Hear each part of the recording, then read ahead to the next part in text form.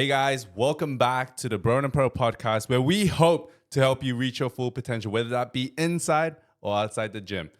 Today, I'm joined with a very special guest. He makes it the Bro and the Pro. So obviously, I am the Bro, as you all know, and I'm joined today with a professional IFBB Classic Physique champion that just won his pro card. Welcome to the podcast, Tom Stanley. Thank you very much for having me. Yeah, super happy to be here. Yeah, so me and Tom have known each other for a while now, and I'm excited to share his journey with these guys. I think he's got a very interesting journey that I feel like no one has heard yet, right? Yeah, I probably fly under the radar a little bit, maybe. Yeah, you remind me of, is it Dorian Yates? Yeah. Like he just like kind of stays hidden, comes out every show, and you're like, the fuck this guy bringing today? Like you literally remind me of him a little bit. Like you kind of stay on the radar, like. I'll do like no posts on Instagram for a few months, and then as soon as I start dieting, I'll start posting again. I'm like, all right, I look all right now. Everyone can have a look. So we want to see his off season, how dirty he gets, because it might get pretty dirty off season. But yeah, so sweet. So we'll start things off, right? So I want you to tell the listeners about your journey. So like, let's talk about the very first time you started lifting. What got you into the gym, and how long ago was this? I'm pretty sure it was like 10 years ago now. Like. I feel like I've been saying that for a few years, but no, it's legitimately 10 years, I'm pretty sure, as of 2023. So first started lifting, super skinny dude, just wanted to put on some size and feel better about myself. Like for me back then, it was all just about like self-esteem, and I was dealing with some mental stress and all that sort of stuff. And I just found, that being that super skinny dude, not maybe the most good looking, wasn't getting any girls, was getting crunched on the football field. I was like, fuck, this is shit, Started lifting, literally knew nothing about training. My way of learning was watching what other people were doing in the gym. Mm-hmm. Looking back on it now, maybe that wasn't the best way of going about it, but it obviously got me here, so I'm not going to complain. I wouldn't take any of that away, but yeah, I just started lifting. I think I was training upper body every single day. So. Which is a good thing. I mean, your upper body looks massive right now. Let me just stop you there quickly. So obviously access for information was a lot harder back then. I mean, looking at someone in the gym wasn't terrible, was it? I mean, that was the best that you could find at the time. It's like looking at magazines, how people look at magazines. Nowadays, we've got a great tool like our phone, which literally can look on YouTube, look on Instagram, and find all this information, right? I think there's almost too much information. Oh, that is very... I speak to people these days who are thinking of competing, and they know so much more than what I knew before I competed. Their starting point is so much more crazy, right? Like they almost execute so perfectly that just like, whoa, like the attention to detail is way more than back then. It was just kind of like, yeah, we just cut carbs a little bit, do a little bit harder train, do some cardio, and you're good. Well, I know a lot of the old school pros, they didn't even check their weight. It's just... Wait, didn't Samson do it? No, apparently he did. Did you watch it on Olympia? Yeah. And I think he was, I don't know, I think it was, no, his coach wasn't even checking his weight either, I believe, because they spoke about it. Wait, was it, his coach is Fuad, right? No, Milos. Oh, Milos. Okay, yeah. And I don't actually think he got his weight, because there was Ben Chow who was on the podcast, I don't know if it was the same podcast, talking about Hunter's weight and how Hunter would jump on the scales, but he wouldn't look at the weight. But his coach would know what his weight was. But I'm pretty sure Samson just went completely no weigh-ins whatsoever. At least photos? Yeah. Like, they were still checking the physique out, but it was purely just visuals. And, internet, it's a bodybuilding show, right? Well, that's it. Like, I get questions so often like, bro, what's your body fat percentage? And I'm like, I don't really know. Like 5, 6. I would hope it's less than 5 or 6, I don't know. I don't get a body fat percentage test out of them. I'm not doing a DEXA scan. Yeah. So, what were your stats on stage anyways? I was, on the morning of the show, I weighed in at 85.2. Yep. And I think my weight cap was 87 or 87.2 or something like that. So I was a couple kilos below. But when I was getting heighted in and checked in, it was very, very fucking stressful, because I am right on the cusp of being below 172 I think it was 172.5 or 172.7 or something. Okay, yeah. And I was like 0.1 of a centimeter over where I needed to be. So if I hadn't have made that, I would have needed to have been 84 kilos, which is, 1.2 kilos less than where I was at. Yeah. So that was stressful. And it took so long getting into that getting checked in on the day, and I was standing there stressed out of my mind for like an hour, hungry as well because I had my bowl of cream of rice waiting for me. Yeah. And eventually I got through, and it was stressful, but we made it just. Yeah. Which is good. I'm glad you did. Yeah. Sorry to have stopped you there, but so let's go back to what we were mentioning before. So you got into the gym. Yeah, started lifting purely to gain some weight. It wasn't even necessarily like, yes, of course I wanted to gain muscle, but first and foremost, I just wanted to gain weight.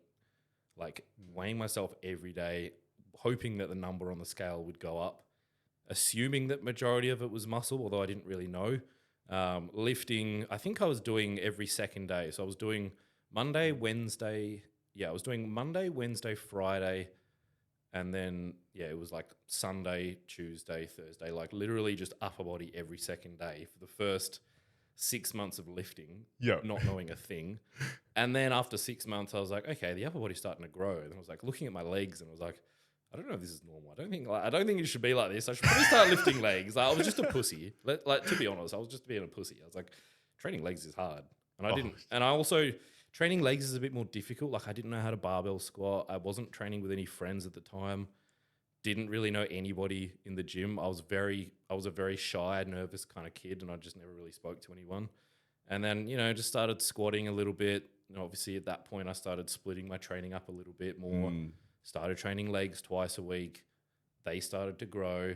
But yeah, like it's just like for most skinny young dudes, I just wanted to gain weight. And I think I gained like 10 kilos in the first year of signing up at a gym. So I was pretty happy with that. That is pretty good. How did you do that? Did you just eat more food as well? Or was it just... Yeah, back in the day when I was a tradie and I was eating HJs, Macca's, fried chicken from the deli, like it was utter crap. I think I was having, like a little carton of milk on the way to work every morning alongside my mass. This sounds like a Sam Sulek diet, hey? 100%. Yeah. So like mass gainer with full cream milk. Yeah. 1,200 calories there, like, Macca's for lunch. It was a rotation. So one day it'd be Macca's and the next day it'd be Hungry Jack's. It was crap. And then I would get on top of that, my mum would make me my lunch. So I'd have like a couple of toasted sandwiches as well. To be fair, it probably would cost a lot more buying going to the shops, buying the whole foods, and then prepping all that when you probably needed a shit ton of calories, right? Yeah, like I get that these days when I'll send a client a meal plan and they look at it and go, wow, I'm actually going to save so much money by eating on this meal plan. Yeah. The only thing that's expensive typically is like egg whites and yogurt, and the rest is like super cheap. Yeah. So I was spending way more money than I really needed to, spending like $15 on takeaway every single day. But I do believe it was cheaper back then, slightly. Yeah. I feel like there was a time where it was like, $12 you could buy a large meal compared to like, buying groceries and stuff. But nowadays it's completely it's flipped. Like the cost of like takeaway is so expensive now. Like you literally go out and you like your ramen, yeah? I do. I heard you do. So eating like a meal of ramen is like $25 or like $20-ish when you get like extra egg or whatever it is. And you're like $25. You're like, back then it used to be just like $12. Like how is it $25 now? It's crazy. And I feel like in Australia, ramen isn't considered fast food, even though it kind of is. It's literally just like noodles. Yes. Or to be fair, the broth is all right. Yeah. We'll justify it, all right? I'll happily justify it, but it's definitely overpriced. Yeah. Anything that's Japanese is automatically going to be overpriced. 100%. Okay, so back to your story. So you started weight training. You gained 10 kilos in the gym from eating like HJs, McDonald's, and everything like that. You started training legs. And then what was your journey like after you started training legs? So you started splitting up your training. Yeah, so then I had a training buddy for a few years there as well. I remember when I first started lifting, I was 55 kilos. So that was definitely my starting weight. Fast forward a few years and I'm pushing up towards like 70. And I remember the day I got to 80, I was so happy. I was like, yes. Because my initial goal when I first started lifting was to get to 70. I actually got to that goal pretty quickly, but the jump from 70 to 80 took like at least a couple of years, I reckon. Couple of years, and I'm, thinking back on it now, like I love how ignorant I was back then and how I didn't know much about lifting and how, I just wanted to get those two plate bench press and the 4 plate deadlift and the 3 plate squat. And I was essentially training like, how people talk about like power building. Yes. It's like in between a power lifter and a bodybuilder, just because I love to lift heavy shit. Yeah, and it's so important. I think that intensity. Yeah, and it obviously works as well. And it's like people talk about what's optimal these days, and so do I, because I'm a bit of a form Nazi. But back then, I just feel for me it was good to learn those movements and to know how to actually move properly in the gym. And it's not just a matter of doing all these different machines, which are excellent, but I'm pretty grateful to at least have learnt, I suppose, in the hard way. And then I think luckily for me, I've always been a really mobile kind of person, so I was able to get under the bar and squat properly and deadlift properly. But I do remember there was one point where I was squatting 170 kilos. I remember this pretty clearly. It was just for one rep, and there is no way that I was hitting depth on that squat. Because I remember when I started PT a few years later, and I was going through all these key movements and being taught how to squat and deadlift properly. Deadlift, you can't cheat. You're lifting it up off the floor. Correct. But I was absolutely doing half rep squats at like way too much weight, So I was that kid quarter squatting in the rack with like 160. Yeah. Well, at least you weren't curling in the rack, right? Not that I can remember. Yeah. I remember failing a squat, and there was this big dude who came up behind me and like literally bicep curled like 140 kilos off me just to help me get up. And yeah, I was like, I got to take it easy. I need to stop ego lifting here. We all start at that point, right? Until like, you start to realize maybe this isn't the way to go. But I think the good frame of thinking that you have is that it's the ability to be able to push hard, actually get intensity. I think like a lot of people think they train hard, but it's only until you fail in a squat when you know that this dude trains hard. It might be a half rep, but that you're still pushing yourself to that failure point. And a lot of people, I'm sure now, even when you PT someone, it's all just about building their pain threshold. That's all you're really doing for clients. Like you're teaching them, yes, technique, form, explaining things, education, but you're really just teaching them the concept of pain threshold. Like, because they're like, I can't do that. And you'll be like, yes, you can. it's a lot of those people literally never experience true failure.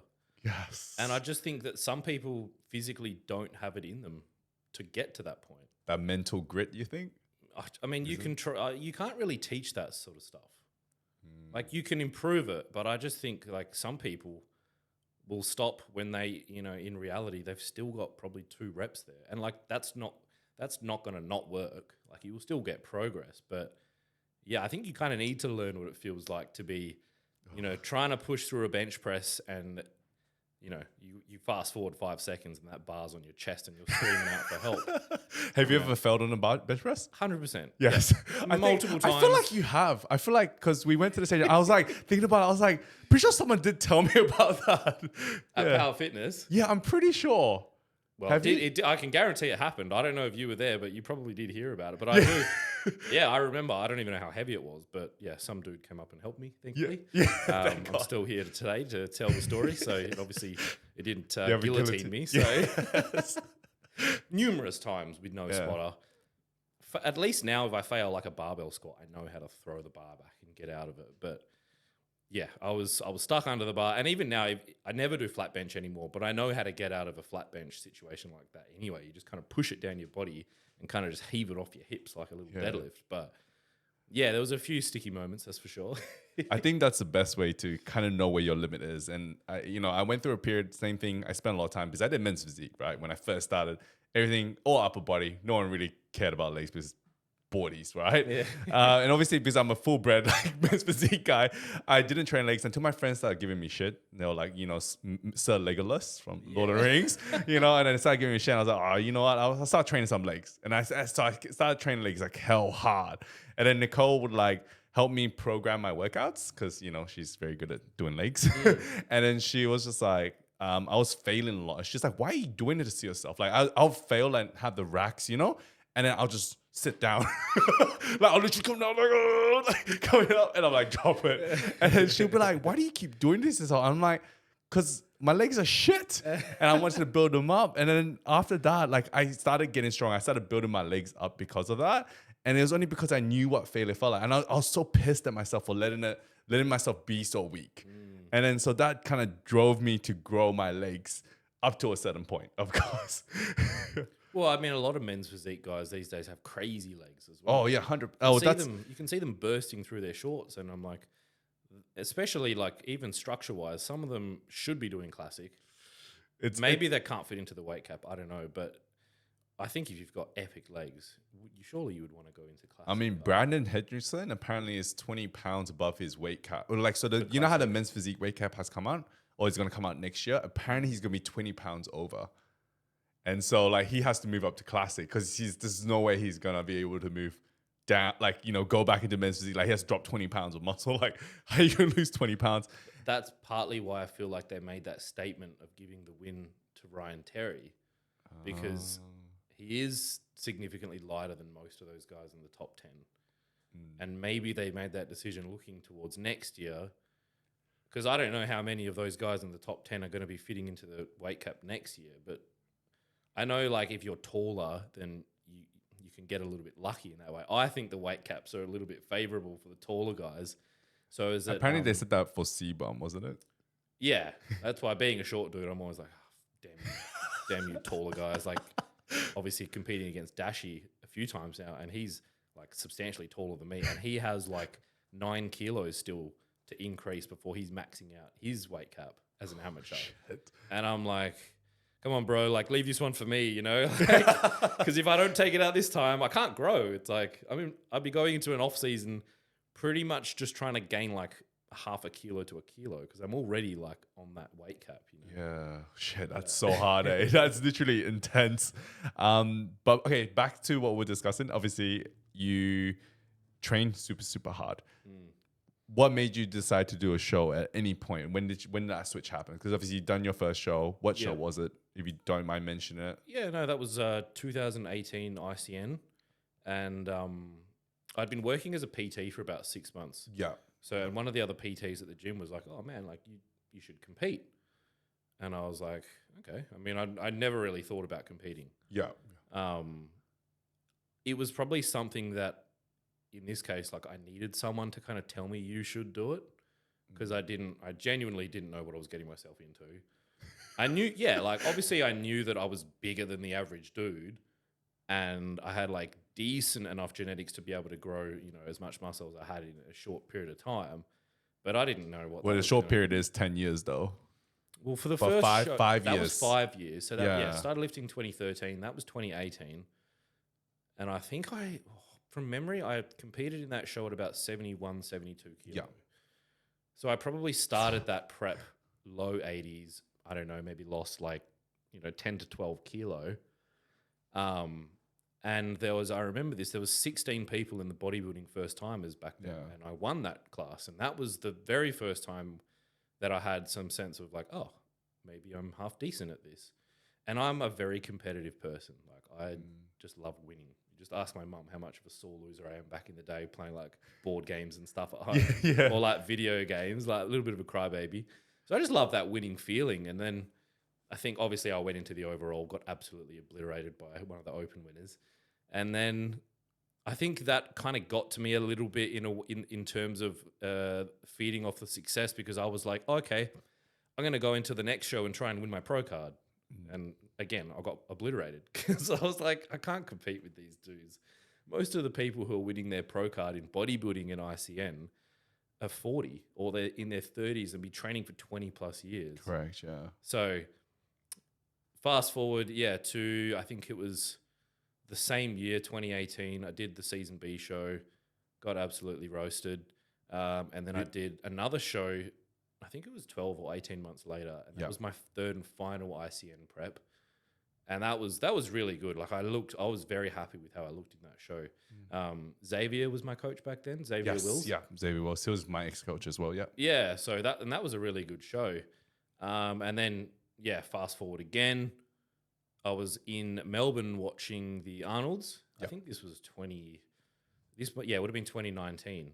Yep. And Reza won his pro card in Classic. Oh, okay, yeah. That was the final one, actually. Yeah. I don't think there was any other. Yep.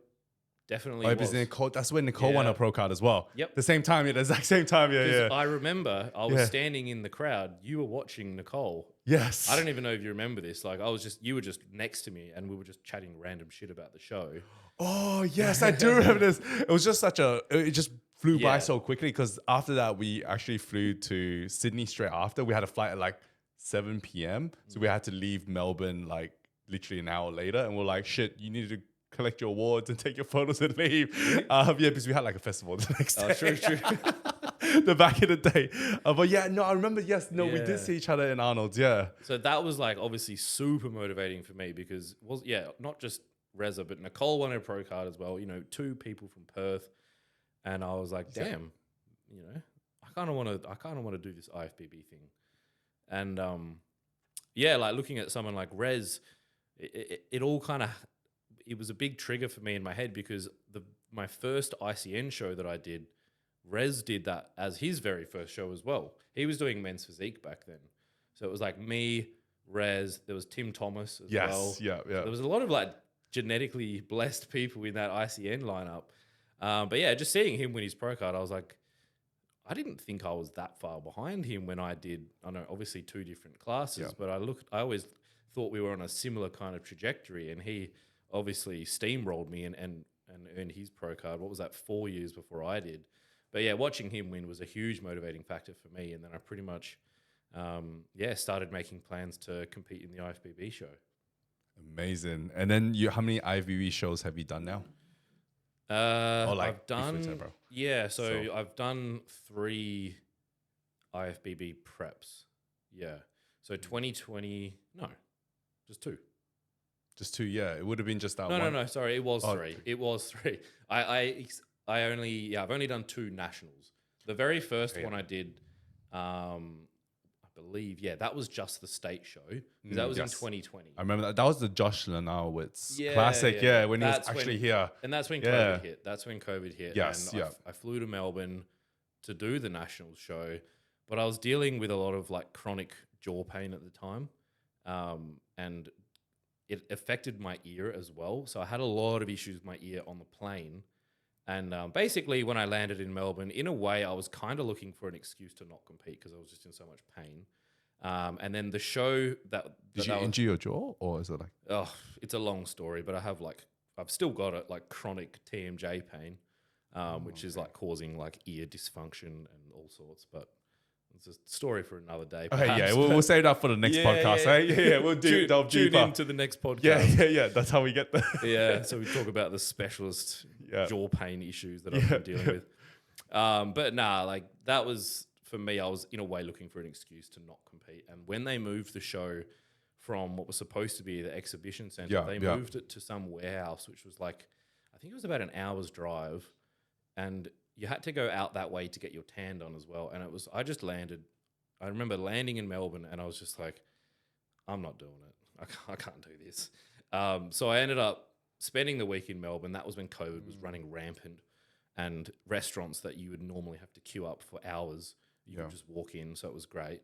But I did a shoot with Charles Lothian. That was really cool. Yeah. And then, pretty much came home, got really fat because I couldn't train. So I remember going from like 80 kilos to like 93 kilos in the space of like under 2 weeks, which for me is a lot. Like I know I hear about guys these days putting on 20 kilos in less than 2 weeks. But for me to gain like 13 kilos in 10 days, that was pretty significant. Yeah. And that was just through sheer willpower of eating everything that I could possibly get my hands on. We mean no willpower or willpower? Oh, mate. I could not care less. I just wanted to eat. I was eating everything. Very normal. It happens to all of us, right? Especially with, I think the cards you were dealt with, obviously the ear pain plus the jaw. And then COVID and not being able to do nationally, like, fuck it, I'm not training. Just chill out. When you've been dieting for 6 months and you're essentially locked in your apartment and all you can think about is food, that was a recipe for disaster. And I'm so grateful I'll hopefully never have to deal with that kind of situation ever again. Because, when you're stuck at home and off the back of a prep, unless you're busy, like you're probably thinking about food. But anyway, we'll fast forward to the next IFBB show that I did, which was 2022. So 18 months ago now. And That was just two. Yeah, there were two shows that I did. Obviously, the Perth show and then the national show, and I got second twice. So I lost to Dashi at States, and then lost to Matt Orchard in the open class in Melbourne. And that was like, I was honestly really happy with that, to be honest, because as much as, yes, I wanted to be in the conversation for a pro card, I didn't think I was good enough at that time. So I was actually pretty happy with second. I think coming second to Dashi at Perth was like a bit of a wake-up call, because I was in my head at that time, I was thinking, this is going to be the season that I'm going to be pushing for that pro card. And then when I didn't even win states, I was like, okay, like I got humbled really bad. Like I was like, all right, you know what? Take it. It is what it is. But this is just probably not going to be my season. Yeah. Chose to do the nationals anyway, and I suppose second at nationals in my head was more impressive than second at states. But that was kind of good. It kind of kept me on track, because at the time, especially after the Perth show, I didn't necessarily deal with that loss in the best way. I had a bit of a meltdown, because generally speaking, I'm expecting to win. And I know that you should never expect to win. Your goal should be to win, as if you're a super competitive person. But expecting to win and wanting to win are obviously two different things. And I hadn't actually even considered not winning. And you've probably been there before, when you have friends, people that see you in the gym, just absolutely pumping your tires, going, "Oh my God, bro, you look amazing. You're going to win, blah, blah, blah." As a friend, I'm like, yeah, that's probably the worst thing to do. Like pumping someone up, like, "Hey, you're going to dominate. You've got this in the bag. Like, there's no doubt." And then it's just like, it's probably, I would say to the listeners, if you are listening, that's probably like, say, yeah, they look amazing. Like, you look sick. But like really pumping you up, like, you're going to win, I probably wouldn't recommend saying that to someone, because like at the end of the day, like but they have belief in you. Yeah. They have belief in, but I think it might also play in your own mind that you might overthink things. And then when you don't win, you like, I've let them down, I've let myself down, and you just like, just spiral. Isn't it funny though, how like, I think when you first start bodybuilding and you're getting that kind of external validation from friends, family, whatever, it's great. You love it. You're like, yeah, fuck yeah, let's go. Like everyone's pumping my tires. And then you reach a point where it's like too much of it is actually really not good for you. And now I'm at the point now when people are pumping my tires and I just kind of detach from that. And it's like, oh, thanks. And then just ignore it straight away. Yeah, just like cut out of your brain. Like, no, I accept it. Thank you. No, I do. Like, yeah. But especially when they're like, bodybuilding is a very objective or subjective? Subjective, yeah. It's a very subjective sport, and that decision or that result that you get off the back of a competition is completely out of your hands. Like at the end of the day, the judges are making their decision, and they've got their own criteria that they're looking for. So definitely don't expect, try your best and obviously have those goals and ambitions, but never expect anything. I know for me, expecting to win was a big mistake, because I was like super stressed out after that show and nearly didn't do nationals just because I couldn't handle losing the state show. But yeah, having the willpower to process that, and I think at that point in time there was only 2 weeks until nationals. Went and did the national show, looked a hell of a lot better, and came second at nationals, and that was really validating in a way, because I knew that, okay, the improvements from the first IFBB show that I did versus this one was still significant, and we kind of touched on this before.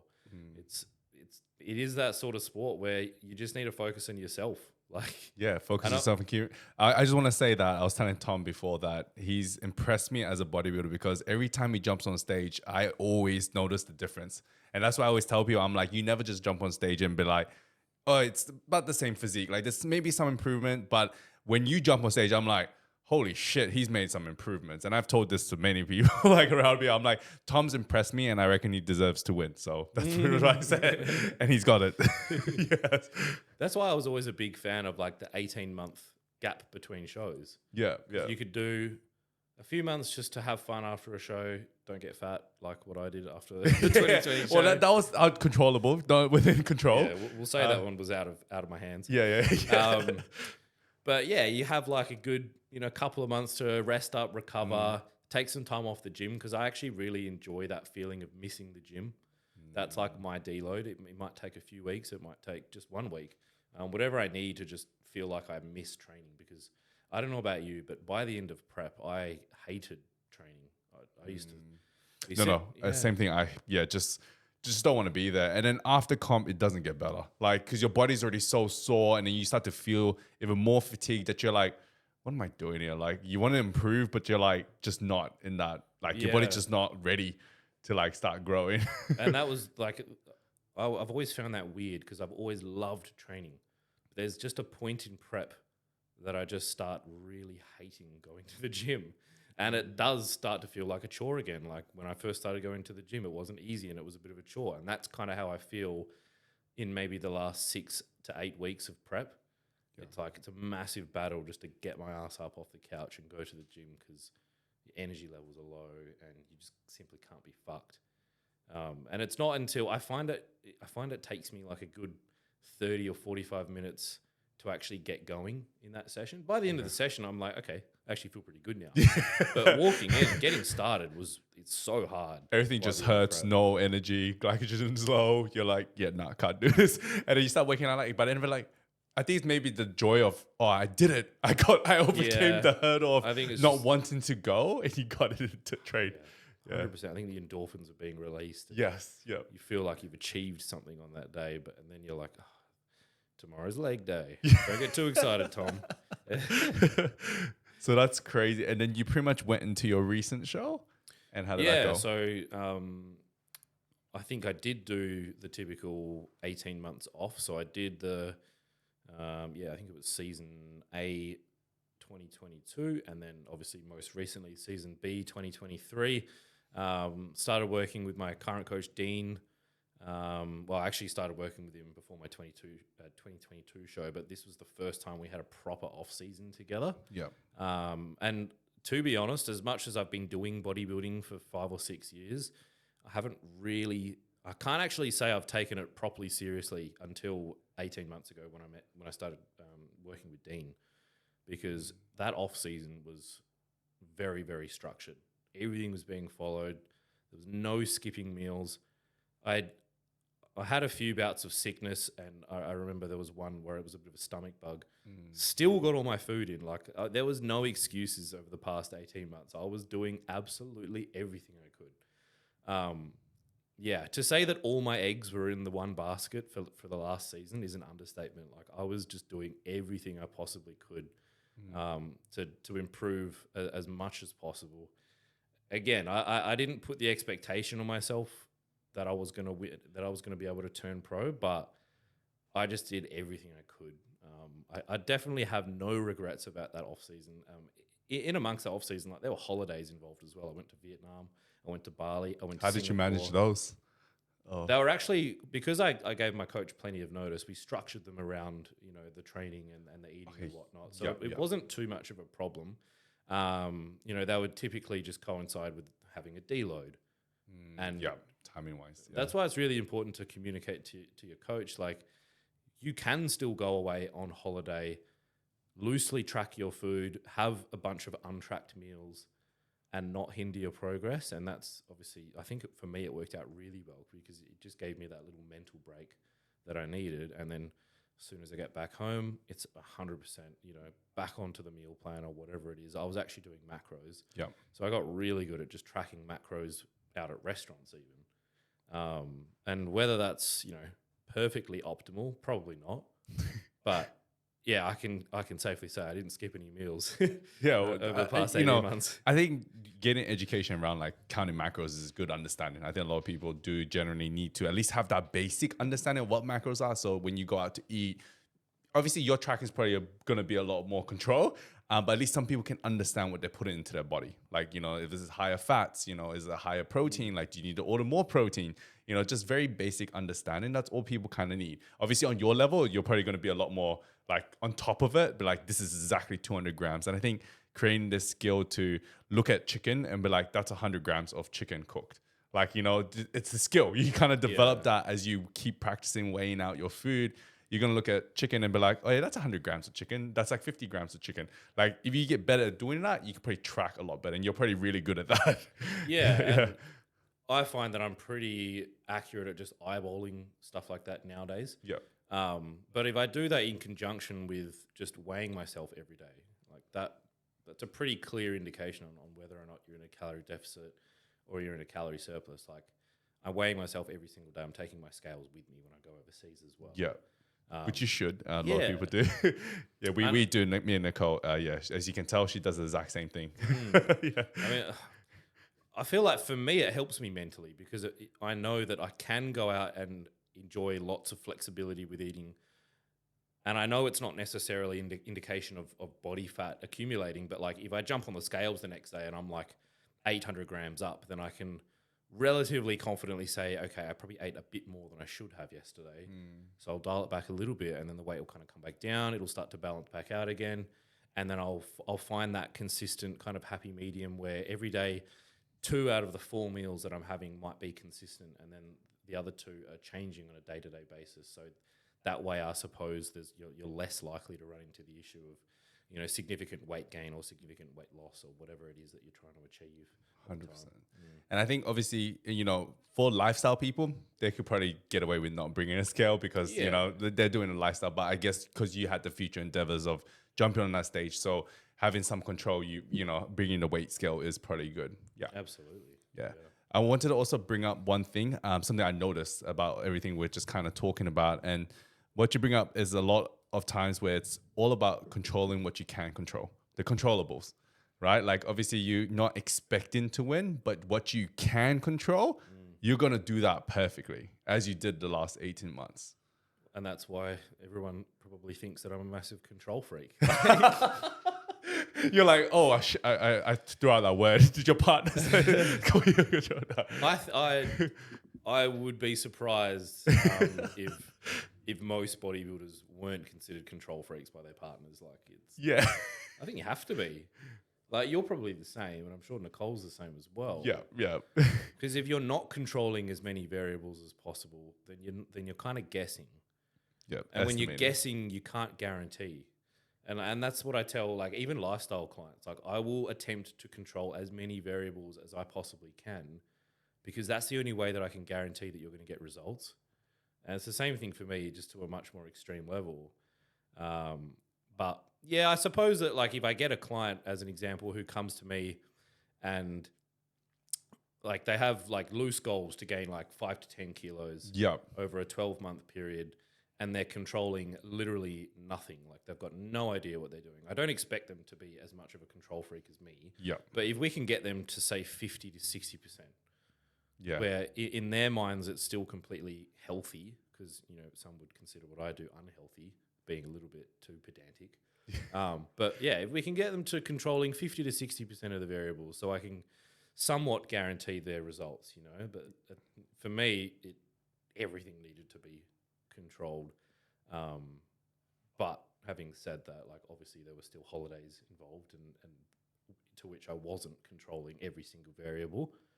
But I got the green tick of approval from my coach and everything was absolutely sweet. And then we get back to reality in Perth and everything's being controlled 100%, So we go away on holiday, 50% to 60% of the variables are being controlled, and then we come back and we're just locking in 100%. And that's like this ability to know when to push back and pull back, and I think that's an important skill people don't have. Sometimes people just keep pushing. And it's like, they don't understand like these little breaks that you might have had, like when you went on holiday was probably a good mental break as well to kind of come back even stronger than what you were. It's not like you completely let go completely, but like you were just pulling back a little bit. And I think that little break is good for obviously your partner as well. Like, having that break where you're not being so pedantic. Oh, I need to cook my meals. I need to have my meals at this time. That sort of stuff. And I think, do you think you struggle a little bit with that? Or was that like pretty easy for you? Like you can pull back when you need to, or I think slightly? I think so. Yeah, I would say now that I'm a little bit more aware, and obviously I know a lot more now than what I did back then. But yeah, like I think I just need to. When I need a break, it's pretty clear to me because I'm very progression based, and when I'm not getting the results at the same or at the rate in which I'm expecting, then that to me kind of shows me that I need a deload, as an example, or I'm a massive foodie, so if I'm feeling like I'm getting a bit too stressed out trying to stick to my meal plan, I might start having 2 or 3 untracked meals per week instead of the coach's recommendation of just having one. But I'll tell him that. I'll be like, hey man, and it's usually relationship dictated because I'm a huge foodie and my girlfriend's a huge foodie. So if we're not having weekly date nights that consist of going to a nice restaurant, then that is a huge part of my life that's missing. And that is probably for me, aside from having fuck all energy, apart from that, that is the worst part of prep. I can't go out and have weekly date nights. So, yeah.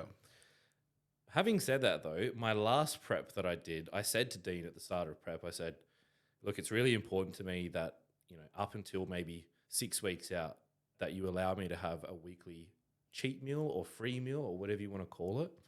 And we just incorporated that into the plan. And I think I was having, it wasn't anything crazy. It was like sushi or like Hainanese chicken and rice or something like that. But we were doing that religiously every week right up until about maybe 4 weeks out. Okay. And even in between states and nationals, we had 4 weeks. And I believe I had, it was either 2 or 3 like pretty much untracked meals, which most people would never be doing that. But I suppose like Dean has enough faith in me to know, how much, like I know how much I'm eating and I know I'm not going to be silly with it. Yeah. Like one meal turns into like 5 different courses in like one table. And you're like, oh, like that was one meal, bro. Trust me. You could have one untracked meal and then it's like you're getting like entree, fucking mains. And then you're going to Macca's for dessert. Oh, and then I'm a little bit hungry, so I'm going to have some cereal when I get home. Oh, mate, the closet eat is the hard one, eh? Like when you're at home in the cabinet, you're like, what can I have? Some cookies, Some biscuits. I don't know about you, but I can't have those things. Oh, yeah, but if I I can't have those. No. Like if it's not in my meal plan, it's not in the pantry pretty much. So like even if Hannah was like bringing home stuff, I'd be like, you need to eat that like soon. I don't want that sitting in the pantry for the whole week. Like, you need to get that down ASAP because I'm going to be thinking about it. Like, legitimately. I remember getting some Easter eggs and stuff, and I told her, I was like, I'm not going to eat these now. And there was a fair few, and I didn't expect her to eat them all in less than a week. So I was like, can you hide these because I'm going to be thinking about them. I'm not even someone who has a huge sweet tooth. Generally. When you're on prep though, fucking anything goes. You're a fiend for the sugar when you're on prep. Like cereal is my go-to. Yeah. So like by the end of prep, or not so much by the end of prep, but even midway through the prep, I was having like brown rice puffs as my cereal source because it was the most plain and least exciting option. Because if I've got like Cocoa Pops or Crispex or something like that in the pantry, like that is something that I could very easily overeat. And when I say overeat, it's like you'll finish your meal, and it would only ever happen like once or twice in a prep, but you would know full well that is your final meal and that you should not be eating anymore, and you'd be sitting on the couch thinking, "Oh fuck, that cereal was good. I could do some more." And it has happened, and I would go back and I would smash like half a box of cereal and just completely go. Yeah, you eat a whole box before you know you're like, how did that even happen? It's so low volume and high calorie as well. It doesn't do anything. You're like, oh, it's going down so easy. What's interesting is that I don't know if you've seen I don't know. I went to Jackson Pios's seminar and he talked about a little bit about palatability, and he actually talked about like how they did a test. They ran a test where there was like it was inside a university. And some people that were doing the test, they came in, they could smell bread, and some couldn't. And then they just gave them a bowl of soup and just made them eat it as much as they wanted. And the people who smelled the bread would eat more than the other group of people who didn't smell the bread. Wow. Yeah, which was very interesting because, and then he talked a little bit about that. I'm not exactly sure what the experiment was, but he did bring it up. And I remember, obviously, in this situation when you're like, I need to choose brown rice puffs, which isn't that tasty compared to like Crispex and stuff. It's actually a thing. Like it actually is some truth behind like that smell, and that's the reason why when you drive past like McDonald's, KFC, they have this massive smell that just gets you like. Makes you hungry. Like, have you driven past like a bread, or like you've gone to the bakery, right? Yeah. They say the reason why they put bakeries at the front of entrances it's because it's to make you hungry. Okay. Right? It's smart positioning, which I thought about. I was like, that's smart.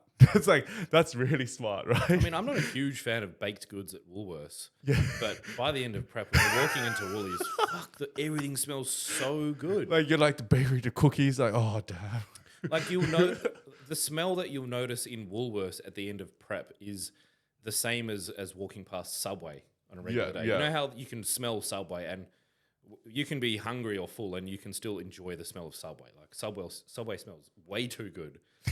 And that's kind of how I feel about just walking into Woolworths by the end of prep. I'm like, fuck, I don't know what they're baking in there, but it smells really good. Yeah, well, I mean, your senses are heightened, but at the same time, they strategically put that bakery there for a reason. It's to get everyone. Because when you smell that bakery, when you first walk in, you're like, feel like some bread, and that's when you start to buy more things. That's It's all very sales smart. at the end It's of all the day. sales. They're too smart. Those motherfuckers. So I want to talk a little bit about what do you do?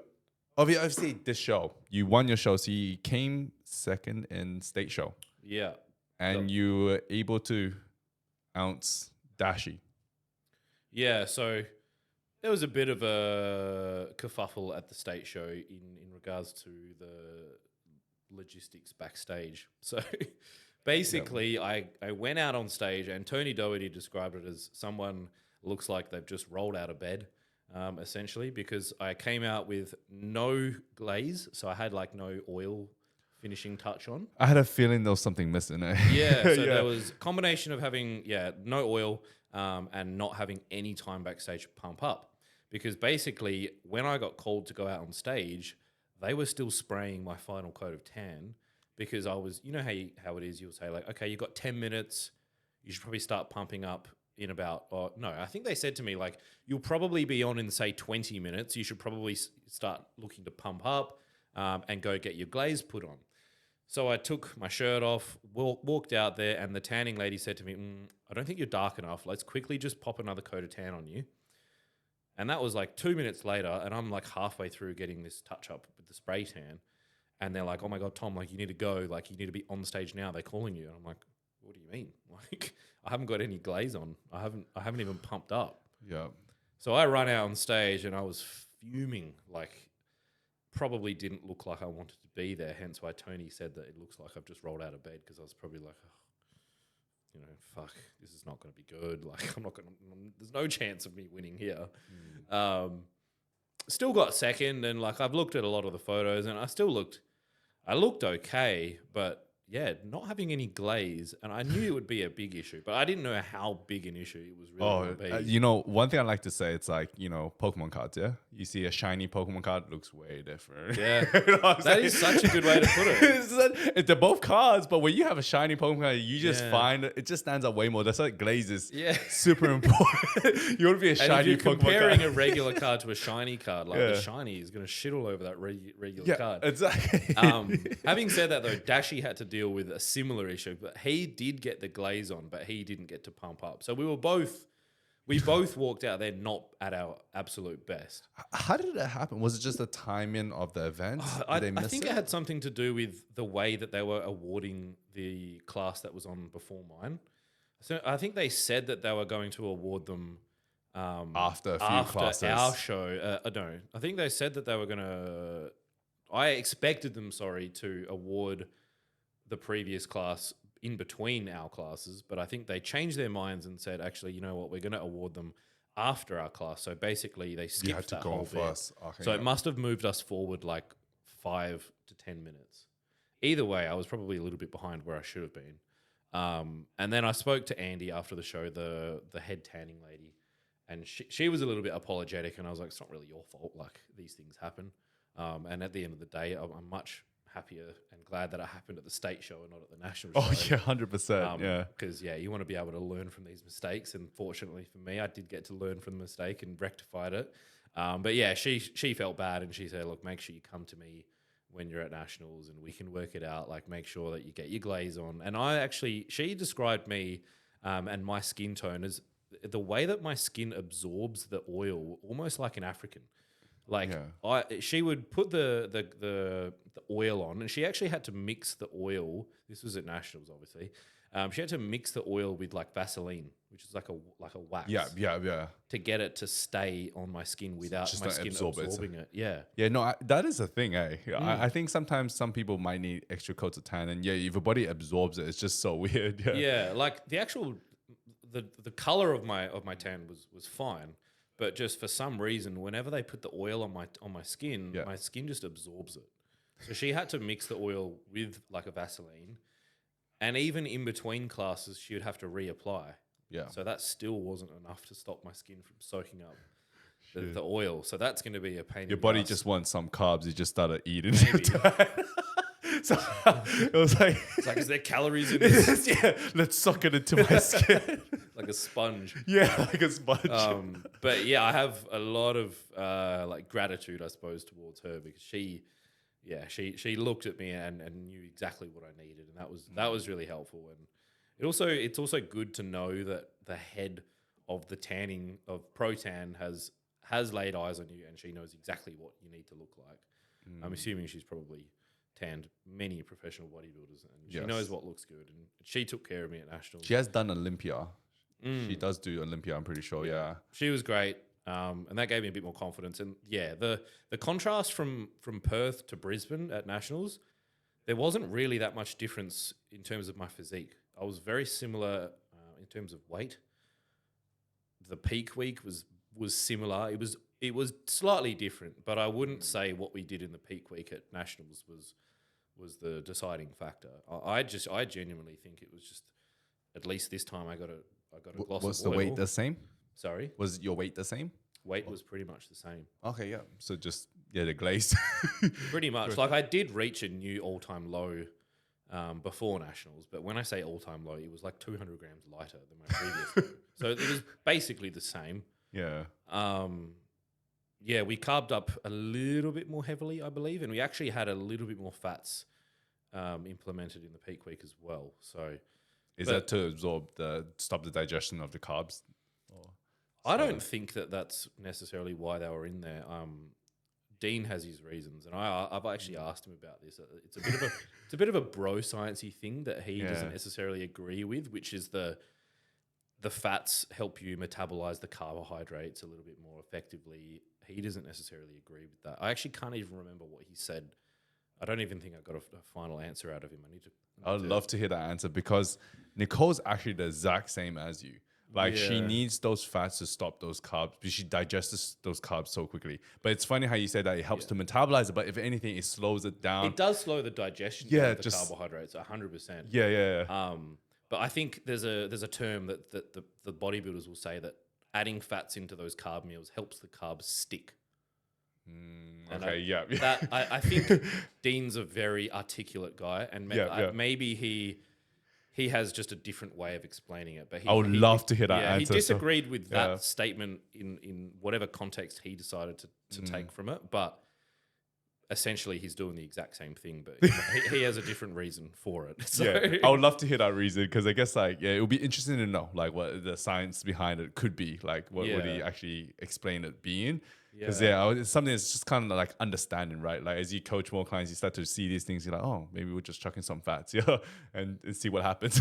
a lot of the time, people are, whether they're coaches or athletes, they're doing things that just work, and they don't necessarily know why they work, but they do work, and that's why everyone's doing them. But sometimes it's also to the right clients as well. Yeah, like, you can't do it to all your clients. You can't be like, this works for everyone. It's not going to work that way, and that's what coaching is, right? Like it's the ability to choose the right tools out of the toolbox to help someone get the results. Yeah, exactly. And that's why for me it was weird. I was like, and it wasn't a huge difference. It wasn't like I went from having 40 grams of fat to 80. It was like an extra 10 to 20 grams of fat on a daily basis with a similar. I think I was, pretty much eating the same amount of carbs with a little bit more fat. So, but going back to what we were saying, came in at nationals a little bit. I think visually I did look a little bit better, but again, I just think it was simply down to having oil and having the chance to actually pump up. It's such an important process. Yeah, for me, I have very wide lats, obviously. But for some reason, they tend to flatten out a lot. So lats and chest were the two key areas that I was focusing on. Obviously arms as well, but it was predominantly there was a lot of lat pumping up going on backstage. And you actually don't want to like overly pump your arms up, especially in classic, because you are flexing your arms quite a lot. When I say arms, more so biceps, because you can get away with pumping the shit out of your triceps and they're not going to feel tired on stage. Yeah, You know what I mean? Whereas biceps, you don't really want to smash them too heavily because you're constantly squeezing your biceps in a front double, back double, classic pose, all that sort of stuff. But I did a lot of work on just pumping up my lats backstage and my delts as well, obviously. I probably did more lateral raises backstage than I did in my entire prep. Yeah. That might be an overstatement, but You got some crazy ass delts. Don't help you. So you don't really train delts as much, like leading into the prep, because that was we'll do more of like a maintenance dose of delt work. Yeah. So it's like 2 sets per week of a lateral raise movement. And then it's crazy because some people think you need to do more than that to maintain. Yeah. You really don't. And even when you're in a huge calorie deficit, if that's your strongest body part, it's actually difficult to lose muscle in those body parts. Like for me, my delts and my glutes as well. I wouldn't even want to look at a hip thrust. Like I just think my glutes would grow. And I really can't afford for my glutes to get. You got all the girls that they want a physique like yours, big shoulders, big 100%. booty. I always say that to the bikini girls. I'm like, if I was a chick, I'd have the best genetics. Yeah, for you bikini. actually would. Because bikini is like 90% delts, glutes, small waist. Yeah, It's like- and slightly bigger clavicles. Yeah. That's definitely a thing. Like, with the delts on top, perfect. That's pretty much what they look at. Yeah. Yeah, and I actually, in fairness, I actually had never really obviously I've known that I'm a relatively wide guy. Yeah. But it wasn't up until the latest season where I actually truly believed just how wide my clavicles are. Oh, really? Because I was looking at some photos and I was like, holy shit. Oh no, you know what? I've known you since obviously Power Fitness days, and I was like, this guy's got big clavicles. Like when I saw you actually do men's physique that one season in IFBB, I was like, he's got the structure for it. But then it's a waste not to show those legs. Those were my thoughts, and you decided to go in classic, which was perfect. Yeah. Yeah. I've always known I was wider than most, but just seeing the comparison from me to most of the other guys, that was the deciding factor at the end of the day, the structure. And, I know you said that we're going to talk about genetics. Yes. We are going to talk about genetics. We'll get right into it then. So do you think genetics matter in bodybuilding? Genetics are the number one most important thing when it comes to being a good bodybuilder at the highest level. 100% number one most important thing. Yes. I think when you say that's a really good answer, because I think when you're talking about the highest level, that's when it matters. That's when genetics come in. If you're talking right now, obviously, when you do classic physique, being the top 5 in Australia, that's when genetics does matter. And even at Olympia level, right? When you look at the guys in top 10, you just literally just choosing off genetics. Yeah. Someone can't just put on a ton of muscle if they're already on the weight cap. I think Chris Bumstead's still 1 or 2 kilos off the weight cap, and then and the guy who came, who's the guy that came second? Ramon, yeah, he's already on the weight cap apparently, but then he just still needs to inflate some areas up just to be able to compete against Chris. Yeah, I mean, the cream will always rise to the crop, and you've just got to assume that most of these guys they're all workhorses. They're all training. 100%. They're all training like animals. They're all eating their meals. They're never skipping any meals. They're all doing their cardio.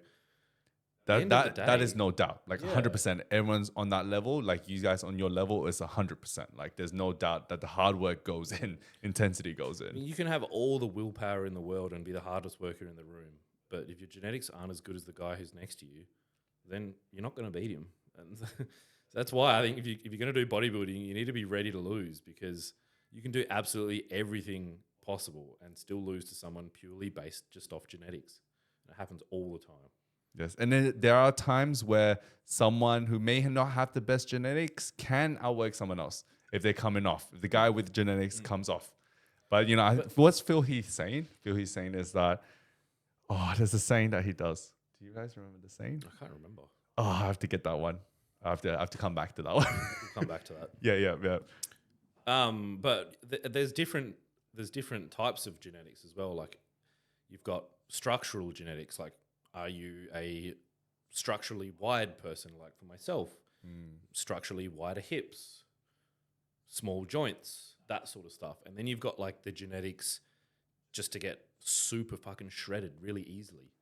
You know, some people genetically can gain muscle a lot easier than others. That doesn't necessarily mean they've got fantastic genetics for bodybuilding, because they might struggle to lose body fat. Maybe they need to be eating 1,200 calories per day and they're like 90 kilos, you know, which is fuck all food for someone who's 90 kilos. But if that's... I felt like a lot of my preps, being Asian, like my body just is Yeah. very... My preps are always... No matter how well I do my off-season, my preps just always suck. Like, it can get very low, like 1,500, 1,600 calories. And I'm like, yeah, maybe I have really shit need, or just, you know, my body's just really bad. That's a disadvantage for you. Like, it's not... You don't want to be eating... You don't want to have to eat 1,500 calories, but you just do what you need to do. You do it, yeah. I did it back then. I never complained. I was just like, I just did what I had to do. I asked my coach, like, what do I need to do? And then he's like, okay, do this. And I'm like, okay. Like, there was no questioning. There was no like asking. I'll just do exactly what needs to be done. Because you have to remember, this is a competition. Like, if your coach tells you to run the court 20 times, are you going to question him? Most likely not. Like, you're not, right? Like, if you're going to bust you have to, you just, like you said, you just got to do what you got to do. And unless you're happy with going up on stage, you know, a little bit soft, which reflects poorly not only on yourself, but also on your coach, then you just have to suck it up and do it. And I think for me, I don't want to say that I'm super lucky, but I am pretty lucky in terms of getting away with eating lots of food despite still being in a calorie deficit. So I will say the lowest my food got to all prep was, I think it was 2180 calories off the top of my head. Yeah, that's impressive. Yeah, that was low, but that was only 5 days per week that I was doing that. There were 2 refeed days of 3,500 calories. Most people do that, like they're not losing weight. Yeah. So having said that though, that's my low. Like to me, that feels that's still really, gonna hurt. really low. Yeah, no, 100%. And you know, if you're sub 5-6% body fat, depleted, hungry, It's gonna feel the same as it's everyone else. still the same as for yourself. But I will say though, you do get a bit more satisfaction of actually having a reasonably sized meal to eat. That's the only difference. Is it might take me 10 minutes to eat a meal. It takes you 6 minutes to eat a meal. But just eat with a teaspoon, man.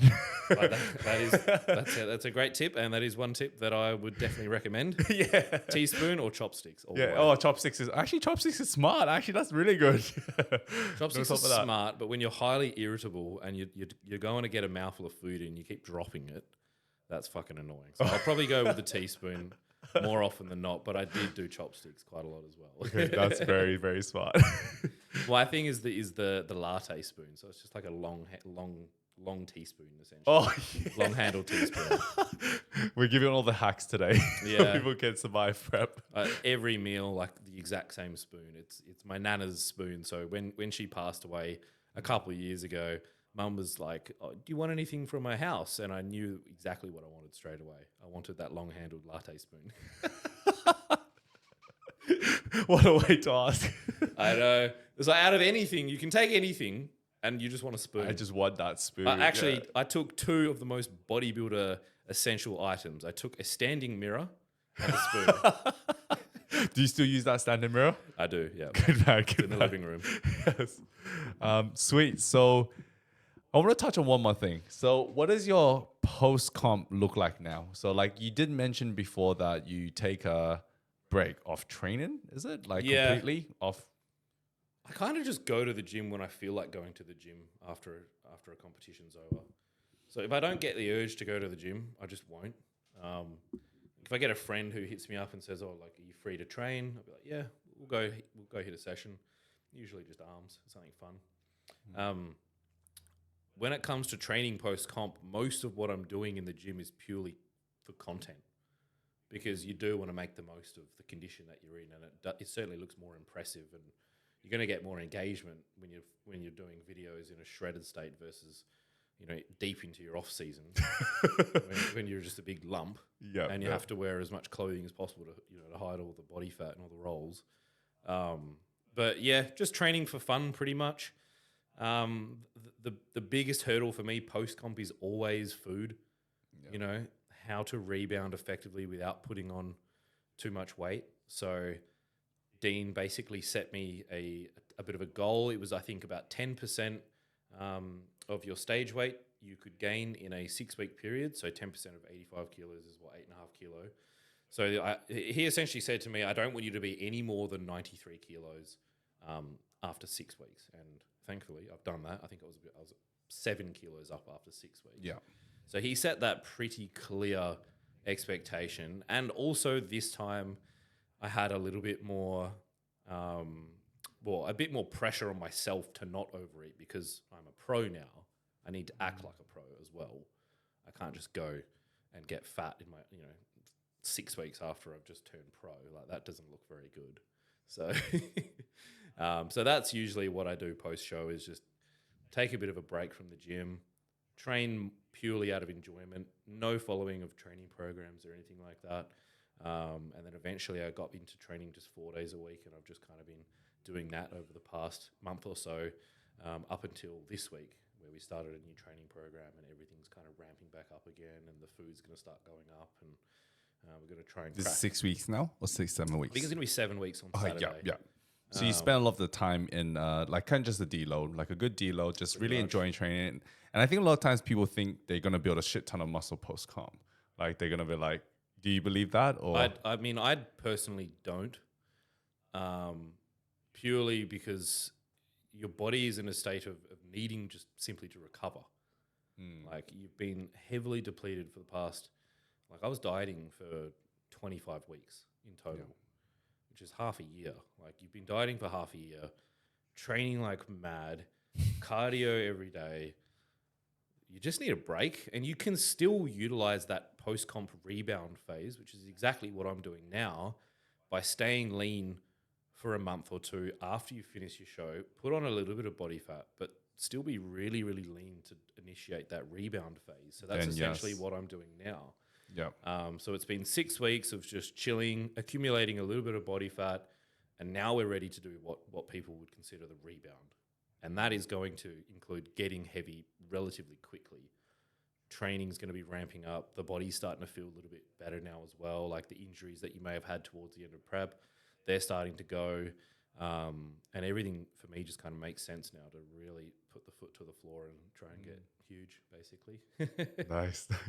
No, that's good to hear, because I think a lot of times people they're not able to take a break right after comp. Like, I'm like, your body's not in the best state right now. You need time just to do a good deload, just train a little bit, like not be over, that you feel like you need to. Like they're just so excited to get to put on some gains. And I'm like, you're not going to put on gains during this time. You need 6 to 10, 12 weeks to be fair to like fully be recovered from it.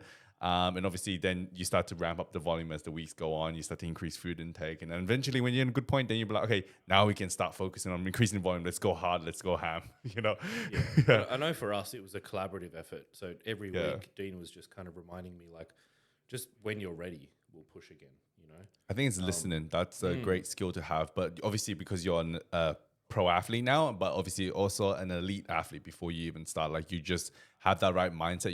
You're in tune with your body. So I think a lot of times, it's the great thing about coaching is obviously like we want people to execute the plan, but we want them to communicate to us and tell us things and explain things. But they also need to create those qualitative skills, which is the ability to kind of understand how their body feels, eating more food, less food, whatever it is, like how your body feels after comp. Do you actually feel good to train heavy right now and take things to failure? Like, that ability or that skill requires years of competing or years of just doing this lifestyle to really truly understand their, physique and their body. Yeah, 100%. Like for me, it was speaking to my coach every week, and from about the 4 weeks post-comp phase, that was when he was basically just saying, look, every week we'll kind of assess this, but we'll pretty much say go when you're mentally ready. So physically, you're probably right. Like anywhere between 4 and 8 weeks after a comp, you're probably physically ready to go. Yeah. But for whatever reason, this time I felt like I needed a little longer, more so mentally. And it's really only just over the past couple of weeks that I've actually started just really looking forward to going to the gym again. And that's when I know that I'm ready to go. When I'm actually sitting around at home and I'm like, fuck yeah, I get to go to the gym in an hour. Like thinking about taking my pre-workout, going to the gym, it's a good feeling. Whereas, yeah, in the last 3 months of prep, it's like, I have to go to the gym again. This is fucking shit, you know? Yeah. Sweet, man. So we'll have to finish things off here. I did ask you this question beforehand. Did you have any, do you have any advice for anyone listening today about their comp prep journey that they could take away from this? They've taken away a lot, but any just last minute? Yeah, I would say like if you're thinking of competing, just make sure you're doing it for you and not for anyone else. Like I think a lot of people these days, pure and simply, they just compete because their friends do it or they want to grow their social media. That's something that we get a lot, you know, and you probably see it all the time. And I just think maybe these days there's not enough people just doing bodybuilding for the sake of loving the sport and the progression of the sport. They just do it because it's trendy. They're going to gain thousands of Instagram followers. It's going to help them with their business. But you have to do it for yourself, not for anyone else. And I think that's probably just one piece of advice I could give the listeners. That was actually a very good piece of advice. I never thought about it that way, but yeah, just actually enjoy the sport again. I do miss that.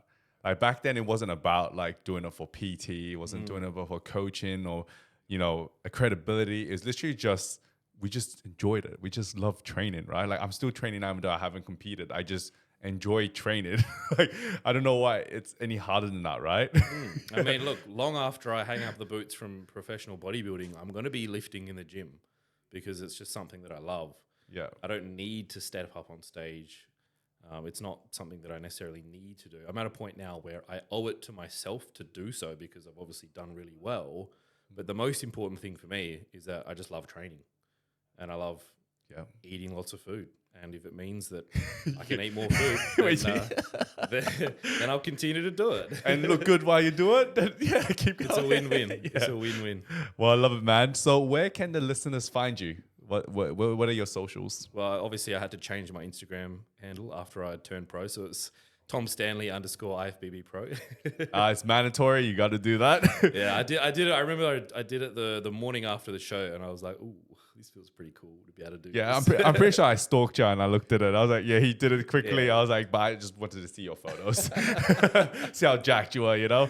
Well, guys, if you found some value from this podcast, please share it with your friends and family. Make sure to tag us as well. And once again, if you have any more questions that you want us to cover next time, I'm sure we're going to probably do another podcast soon. I feel like there's a lot there that I wasn't able to dig into yet, but we can definitely discuss a lot more things. If you wanted to ask Tom questions, I'm sure he's happy to answer. He's also an online coach. So if you are interested in competing in IFBB, he's probably one of the mans you need to go to. So yeah, thank you again, Tom. Thank you for having me. Had a blast. Thank you. We'll see you guys next time.